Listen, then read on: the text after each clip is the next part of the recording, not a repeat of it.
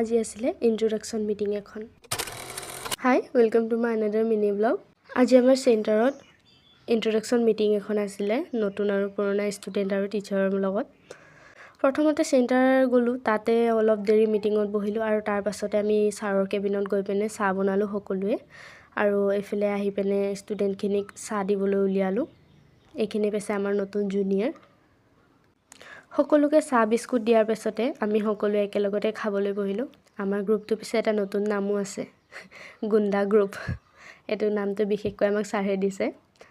পিছে নামটো পাই আমি বেয়া পোৱা নাই, আমি সকলোৱে নামটো পাই ভালেই পাইছোঁ।